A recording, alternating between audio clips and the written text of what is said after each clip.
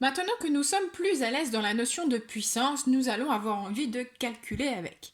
Alors on peut tout simplement calculer de tête avec la calculatrice, mais lorsque l'on va se retrouver avec des puissances de 10, il y a des règles de calcul qui vont nous faciliter la tâche. Je ne vais pas, 10 exposant 6 par exemple, c'est 1 million, je ne vais pas commencer par écrire 1 million, parce que là ça va prendre beaucoup de place.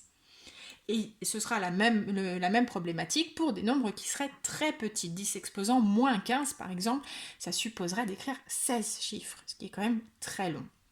Ce problème, on va surtout le rencontrer dans le milieu scientifique pour écrire des nombres qui sont infiniment petits ou infiniment grands. Et ça, on le verra dans la prochaine vidéo avec la notation scientifique. Pour l'heure, nous allons donc voir comment calculer avec des puissances de 10. Si tu as réalisé l'activité d'introduction, je pense que tu as déjà compris le principe de calcul. Si tu n'as pas encore compris ou si tu as besoin d'avoir un bilan, cette vidéo est pour toi. Alors le premier exemple, qu'est-ce qui se passe lorsque je veux multiplier 10 exposant 3 fois 10 exposant 5? 10 exposant 3, c'est 1000, 10 exposant 5, c'est 100 000. Si je multiplie 1000 par 100 000, je me retrouve avec un nombre qui a donc 8 zéros. Et 8 zéros, c'est 100 millions. Alors, qu'est-ce qu'il suffit de faire en réalité? Il me suffit d'additionner les deux exposants. Lorsque je multiplie 2 puissance de 10, j'additionne les exposants. Qui me donne donc 10 exposant 8. On fait un deuxième exemple. 10 exposant 4 fois 10 exposant moins 5. Je suis en train de multiplier 2 puissance de 10.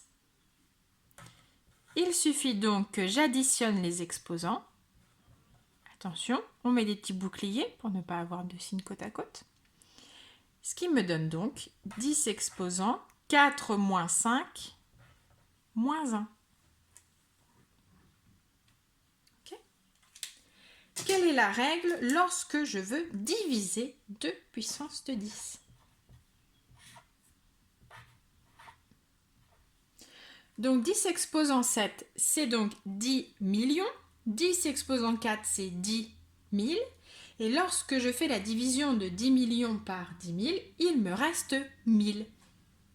10 exposant 3. Alors qu'est-ce que j'ai fait?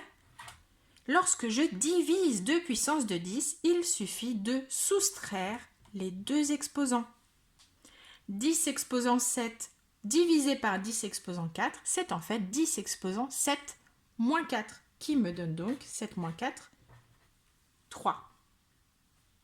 On regarde un deuxième exemple.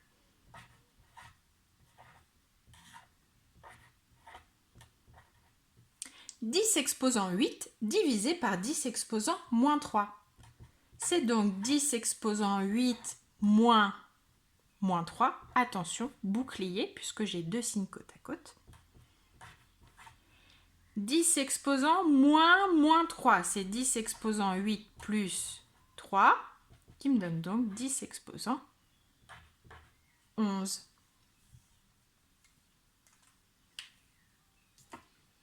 Dernière catégorie de calcul, si cette fois-ci je mets un exposant à une puissance de 10. 10 exposant 3, le tout exposant 4. C'est-à-dire que là, 10 exposant 3, c'est 1000, et je fais 1000 exposant 4. Donc 1000 fois 1000 fois 1000 fois 1000. Alors là, on se retrouve avec 1000 milliards, ce qui est donc 12 zéros, donc 10 exposant 12. Comment j'obtiens 12 avec ça?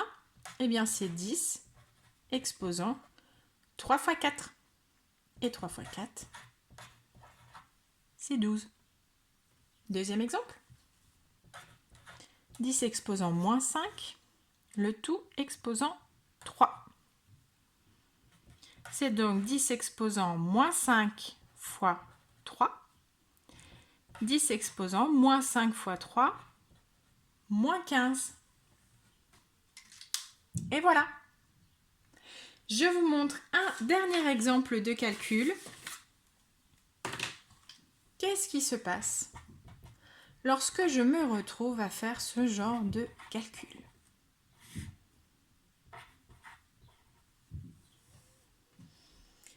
quoi est-ce que je commence? Donc là, mes règles de priorité opératoire fonctionnent toujours, mais comme ce sont des puissances de 10, je ne vais pas les mettre en écriture décimale, ce serait complètement ridicule. Je me retrouverai avec beaucoup de nombres, beaucoup de grands nombres ou de tout petits nombres avec une très grande écriture. Donc je vais utiliser les autres règles de priorité opératoire, parenthèse, multiplication, division, addition, soustraction. Mais pour simplifier la chose, vous allez imaginer que là, ce genre de calcul, c'est une maison. Lorsque l'on fait le ménage à la maison, oui, je pense que vous aussi, vous faites un peu de ménage à la maison, on va pas faire une chambre à l'étage, la cuisine, ensuite on va remonter dans une deuxième chambre à l'étage, on va continuer dans le salon, on va s'occuper de tout l'étage ou de tout le rez-de-chaussée. Et bien là, c'est pareil. Je vais donc choisir de m'occuper de l'étage en premier ou du rez-de-chaussée en premier. Et puis vous pouvez faire, si vous êtes très à l'aise, les deux en même temps.